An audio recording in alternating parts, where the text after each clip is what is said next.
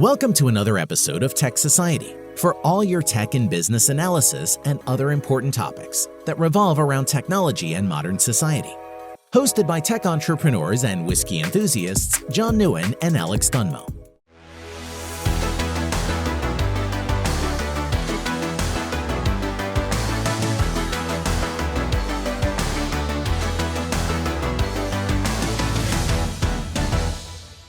Welcome to part 2 of Tech Buzzwords. This one is focusing more on the business side.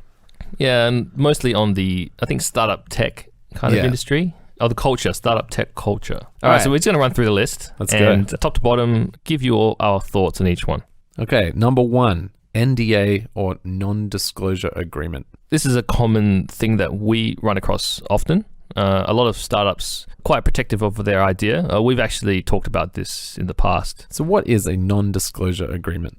In a nutshell, in lay terms, if I sign that, I can't talk about it to anyone else. It's a confidentiality agreement. And yeah, you're right. Like, people would come up with a new idea, they want to protect it, they're very protective. I generally don't think most of the time an NDA is even necessary, unless maybe you're discussing controversial ideas. You know, you want to feel safe that the person you're speaking to isn't going to go broadcast your controversial ideas. I think that's where an NDA makes sense. If all you're trying to do is protect your startup idea, I guarantee you weren't the first one to come up with it, and the real blocker is execution, not the idea itself. I think you find that when we at Ninja Software, we're happy to sign NDAs. Of course. It doesn't bother us. It's more about the principle of, if you really need an NDA, are you sure that your idea is really that unique? And is that really the only competitive advantage you have? And ultimately, we have all communication with Ninja Software has a confidentiality agreement. I will say, if you're coming to us with an NDA that forces us not to compete with you, there are a few like that. Yep. We will not sign it. And it's not because we want to compete with you. We don't even know your idea yet. And we may be competing with you already. You know, so please don't put non-competes into your NDAs. I don't even know if you can enforce them in Australia, but just don't do it. Okay. All right. I think that's enough on NDA. First to market.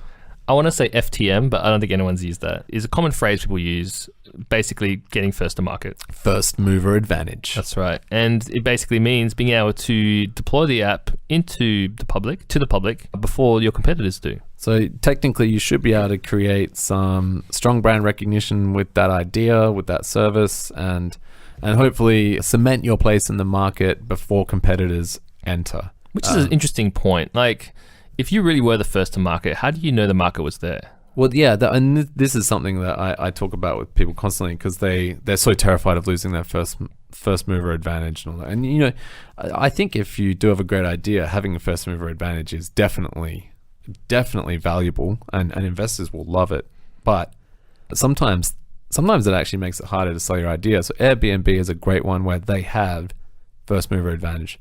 And that actually caused them problems in some ways, because the investors were like, well, there's not a market because no one wants it. Yeah. In Airbnb's case, they were wrong, but in a lot of cases, they're right. You know, there isn't a market because no one wants to pay for it. So, and I think in a busy enough market, you don't have to have first mover advantage to do well in that market. Another great example of not needing a first to market is Sony PlayStation. I mean, they were late to the game. Xbox, even later to the game. Yeah, it's true. And they're the two dominant consoles now, right? I mean, even though the Nintendo Switch did very well, I would say it's Sony versus Microsoft, who are both late to market. Your Nintendo and Sega, actually. Yeah, they're the Atari. I mean, that's the thing. I mean, I'm sure there was one before that. That was the most prolific one that I can think of. Yeah, I feel like Atari is first to market and they no longer exist. So first to market definitely does not mean that you're going to do well. And I personally, a lot of people think, I'm not going to proceed with this idea because I wouldn't be first to market. I think that is a foolish thing. Well, to think. The world's big enough for everyone, Yeah. unless it's ride sharing or something.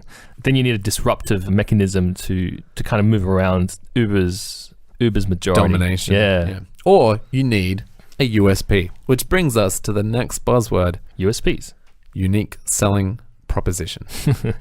So people say USPs all the time, and I see people just kind of nodding their heads. What is a USP? Well, this is like a classic business term, right? It's not even just in the VC world. People talk about unique selling proposition just in their business plan. That's right. So it's your unique selling point, your unique value proposition in the business model, in your business model. It's what makes you unique. And it can be a lot of things. It could even just be how great your customer service is. It could even be how good your branding is. So basically, as a business, why are you special? Yeah. What will your salespeople be able to say about you that's unique that your customers will pay attention to? I mean, that's an interesting one. You should be a business, a small business startup and stuff, should just be able to tell people their USP off the top of their heads. So what's Ninja Software's USP? I would say we have a few. Top quality was industrial strength software. And local devs. Yep.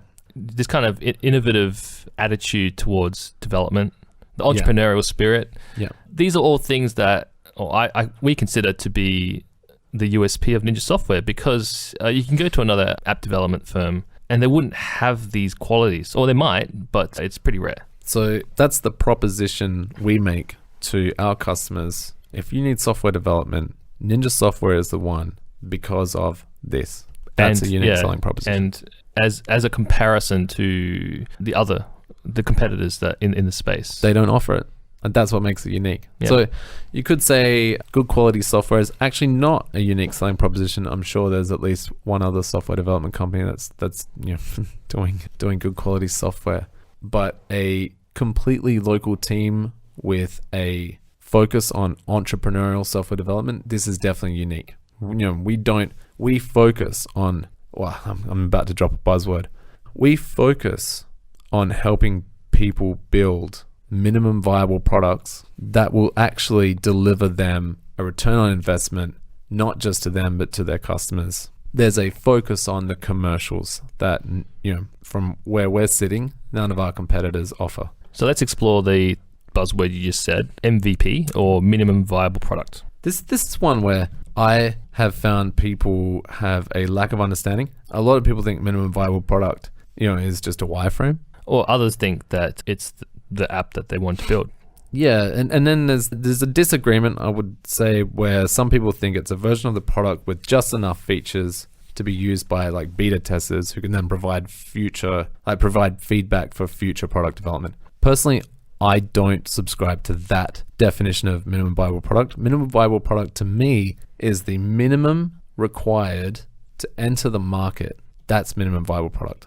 Not beta testing, not getting your friends and family onto it, but enough to actually enter the market and be successful. Yeah, I think for a typical SaaS product, you want your customers to be able to sign up, make payments, actually use it and see the value of it. That's the MVP. But you don't want to spend too long on development. You don't want to be sucked into feature scope, feature scope creep and delayed development, years and years of development before you even release it to your customers. Yeah, this MVP is a means to prove that the market's there. Yeah, and also to collect, to build your customer base as well. So often when we talk to people about new software, we'll have a gigantic list of everything they want this software to do. Our job is to whittle that down to the minimum viable to actually release it and be successful. And all those future features may even find that the users don't even want them. So it's much better to release early with enough to keep your customers happy, and then focus on future development when you've got revenue. That to me is what a minimum viable product means. And it can be a bit confronting to some of our clients because we basically scrub out a lot of the features they want. Yeah, we put it on the backlog. The features that they need is what we focus on for the MVP. And help them. Well, I mean, obviously we have to agree, like we come to an agreement, but I think a lot of companies would just be like, oh sweet, we've got this massive list of features and we'll just build it all for you. I think that's totally ignoring the commercials of actual software development. All right, so you've built your MVP and now you need more money. Where do you go? Capital. Venture capital. Or VC, the next buzzword. To me, VC was it just translates in my brain, but a lot of people don't actually know what this is. Yeah, especially like people new to the startup tech scene. Yeah, it's a venture capital. I mean, I'm not the venture capitalist guy here, but it's a fund it's a managed fund, basically. Yeah. A lot of wealthy people put money into a managed fund, and that fund is then used to fund startups. Yeah. And so it's a form of private equity financing, and it's a fund that only invests in high growth potential, scalable businesses. There's a few other buzzwords that are related to the VC world. I do want to talk about the other type of investors, which is angels. Angel investing, good one. So angel investing is an earlier stage than what you get for VCs. They're often high wealth individuals or family-owned, managed family wealth funds, and they're looking to invest in potential startups as well, but at an earlier stage. Yeah.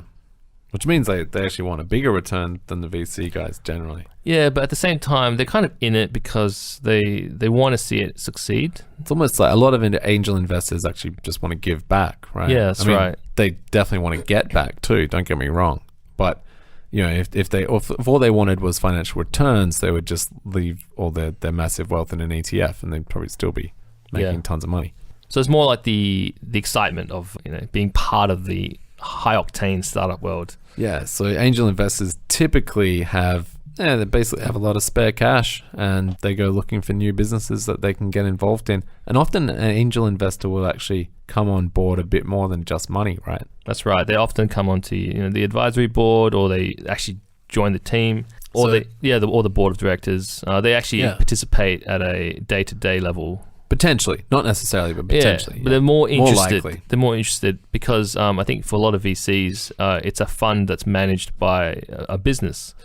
So for them, it's not a emotional, personal investment. That's right. Angel investor is an individual, or typically an individual who not always. It's one of those things. It's a fuzzy line. For more information on angel investing, I would go back and watch our episode with Greg Reeby, who actually ran Perth Angel Investors. All right, so jumping on to the next point, we have a term that's used a lot in the tech industry, the programming industry especially, called Agile. Yeah, this is an interesting one. Agile has become a business management buzzword. Did it start in software? I feel like it started in software development. The Agile Manifesto, which is a short read, has been taken and become Scrum and all that stuff these days.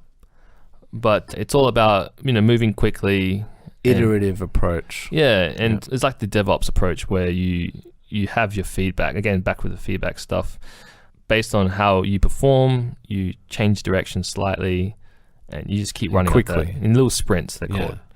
So Agile development is good and bad. Like everything else, is a double-edged sword. The software industry really pushes for Agile development because it means that they can actually just hit the ground running and just start building stuff straight away. And that all makes sense. But I think the buzzword we're trying to get at here is more your agile organization. Yeah, agile business. Which is, to me, the buzzword. So agile software development is actually just a software development methodology, whereas I find, personally, that agile, when spoken about in project management or business, is a buzzword. Well, this actually wraps into my next buzzword, so let's just push forward a bit, is about pivoting. So an agile business can nimbly react to market forces, and that is often a pivot. And a pivot usually means where they basically change the strategy and approach to react to something. A good example of the use of agile business transformation as a buzzword is BankWest, which you can go to the BankWest website and they'll talk about agile. Apparently, an agile transformation in BankWest had a massive impact on the culture of the organization and improved just even the morale. So, it's definitely a buzzword, agile transformation, but I think when it's used in that context, I feel it's about stripping away bureaucracy and increasing the result, the outcomes of people actually communicating and collaborating. So that's agile. Before we continue this podcast, here's a message from our sponsor. We believe that you can create art and beauty with technology. We think big. We move quietly. We are Ninja Software.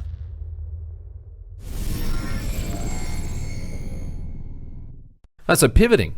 So actually, the best example of a business pivoting is not a software business. It's Starbucks. Starbucks originally was actually a coffee machine shop. You went there and you bought fancy Italian coffee machines. Oh, like an espresso shop. Yeah, but like real coffee machines. Not those bloody pod things. Nice. And then Howard Schultz, who's famous, he's the current president and CEO of Starbucks, visited Italy. He fell in love with coffee. So when he returned to the US, he transformed Starbucks into a cafe, basically a nationwide Java sensation, apparently. So that's a great example of a pivot, and a very successful one too. All right, moving on. Okay, Industry 4.0.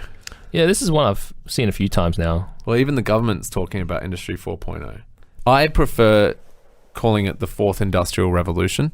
That to me makes a lot more sense than Industry 4.0. So it's an umbrella term for all the buzzwords. Yeah, the key drivers behind this trend is the rising amount of data and computational power to actually even process it all. Yeah. It's the increased levels of output that we get from electricity now with the renewables. It's the AI that's been, that's using that increased computational power and data, and it's the increased amount of connectivity we have now, like larger data pipes. Everyone's on the internet. Yeah, smartphones has made it happen as well. So that's Industry 4.0, and I truly do believe it's the it's the next industrial revolution, and an industrial revolution is generally always marked by a change in power.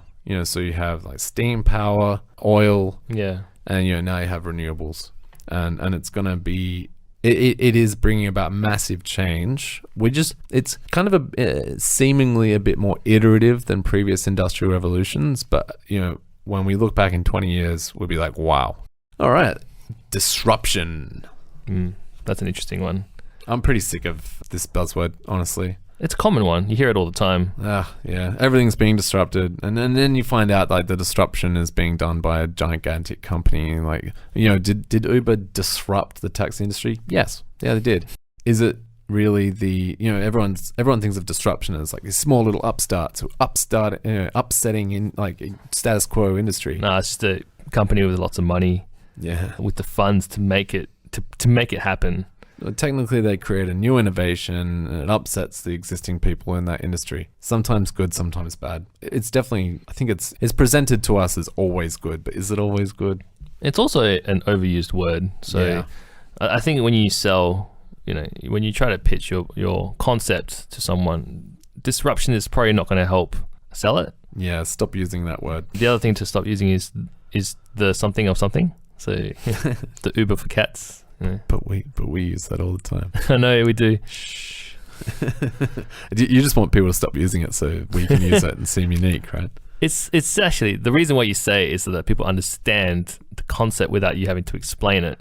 Yeah. But you're leveraging off the understanding of another platform, so you're just pushing more. You're pushing more mind share of the Uber. I think disruption made sense in like the 90s and early 2000s, where the idea of dethroning a dominant product or service was radical and interesting. But now it's just the thing you do. Well, everyone uses disruption. I'm sure there's examples of big companies using disruptive technology in their advertising. Like I'm sure IBM have used the term disruptive technology in their advertising. You are the status quo. Who are you disrupting? So yeah, I'm pretty sick of this buzzword. It's a cliche. Well, I'm already sick of talking about it. Let's move on. Yes. So the next one is the concept called digital nomads. Yeah, this is a fun one. There's actually, people have been doing it for a long time, but there's been a big website pop recently. I believe it's digitalnomad.com, and it's all about Nomad List, I think. Is it? Oh, okay. Yeah. Nomadlist.com. Nomad List, yeah, and it's a collection of cities around the world where it's great to be a digital nomad. And a digital nomad, which we should explain, it's someone who can actually pretty much remote work from anywhere in the world. They have a laptop, usually a MacBook, but not necessarily. That's definitely the stereotype, though. And a Kindle and a backpack, and they kind of live out of it in a country where cost of living is very low.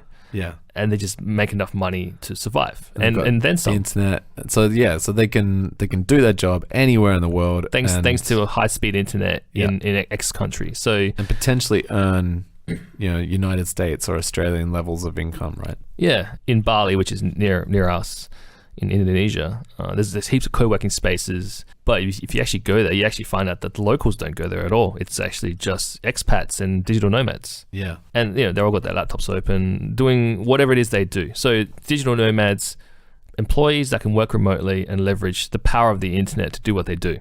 And often they will enter countries not under working visas. Oh, they're there for holidays. Yeah. Yeah. So I think it basically explains what digital nomad is, and it sounds great. I mean, it is pretty cool. You're ultimately becoming a freelancer. All right, let's move on. Unicorn. So I've heard unicorns. I've heard the term multicorn. So unicorn is, in lay terms, I guess, is a startup that has really gone gangbusters. The definition is that it's a company valued at over $1 billion. It's based on valuation then. Okay. Yeah. So classic example in Australia is you have the old proven example, which is Atlassian, valued at over $1 billion. And then the new one would be Canva, who are now valued at over $1 billion. Interesting thing is, Atlassian have the revenue. Canva is definitely like a valuation based on kind of prediction of so future growth. The over $1 billion valuation does not mean that they have over $1 billion or are generating that much revenue. Often it's because of they take venture capital for X percentage, and from that percentage, X percentage for Y dollars in capital, you can actually just multiply and work out what the valuation is. But I guess basically people think that it's worth that valuation. Canva's worth over $1 billion. They're doing very well. And I think they'll actually live up to that valuation. Yeah, but primarily it's just about the valuation. Yeah, that's right. So, but when people say that, blah, blah wants to be a unicorn, essentially they just want to be worth a lot of money. And it's so that those VC people we talked about prior can get paid. All right, moving on. I've used this term a few times, and I think people do nod their heads, but I think they don't actually know what Vaporware is. A lot of people do. It's a term that's been in the industry for a long time. I remember seeing it ages ago, like in the 90s for Duke Nukem Forever and stuff. Yeah, and Microsoft was very famous for using Vaporware as a marketing technique. So Vaporware in the computer industry, Vaporware is essentially the announcement of a product.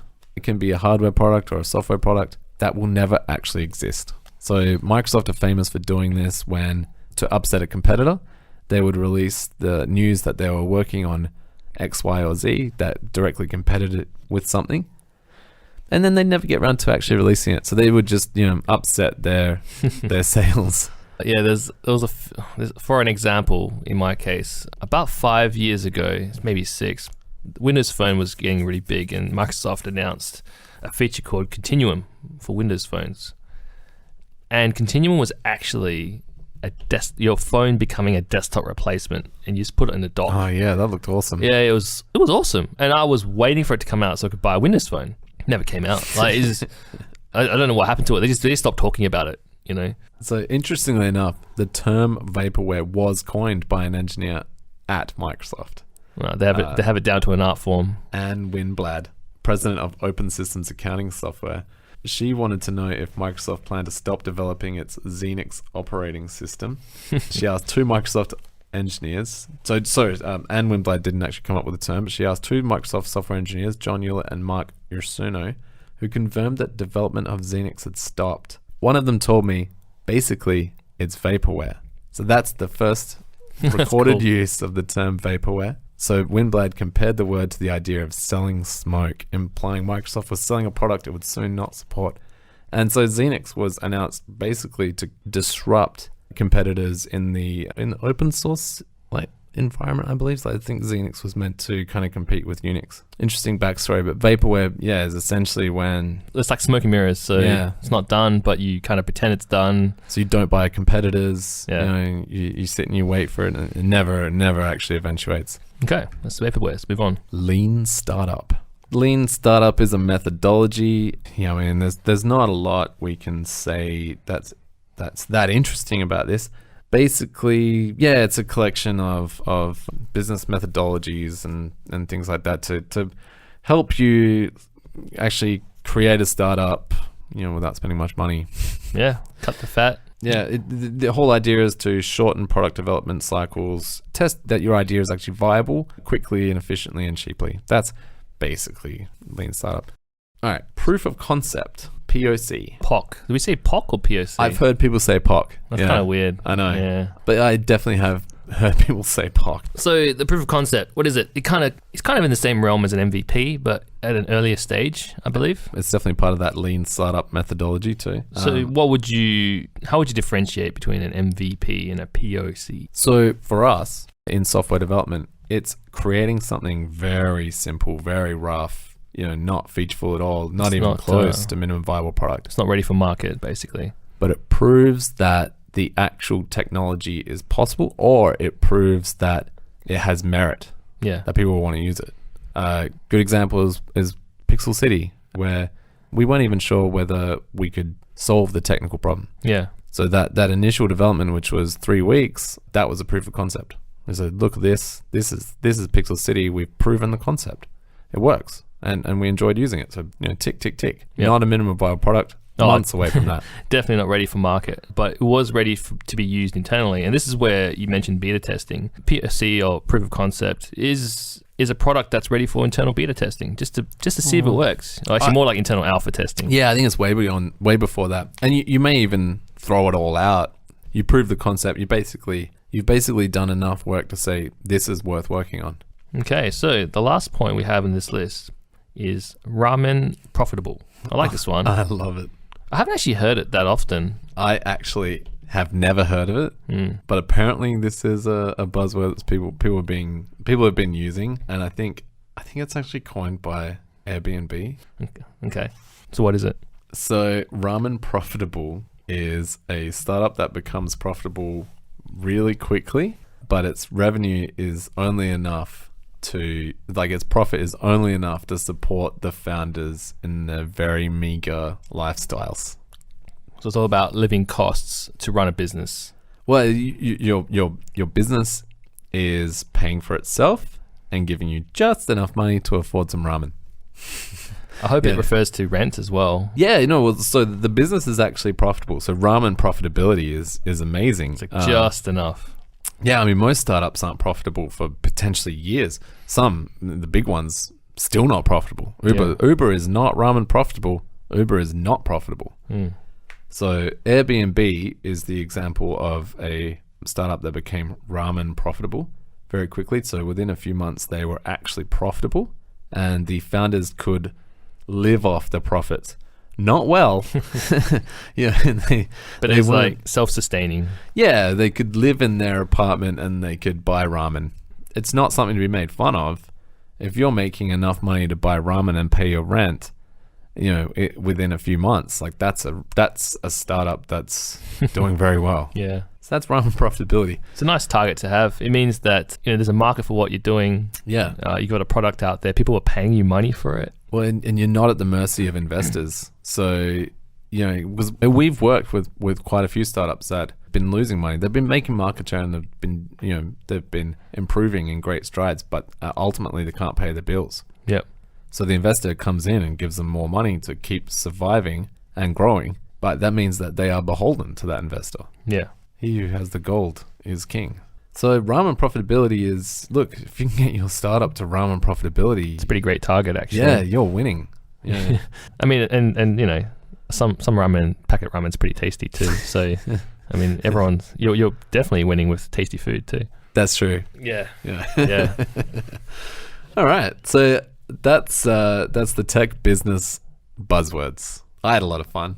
Yeah, so did I. It's nice to be able to, I won't say demystify, but at least explain the terms that we use every day.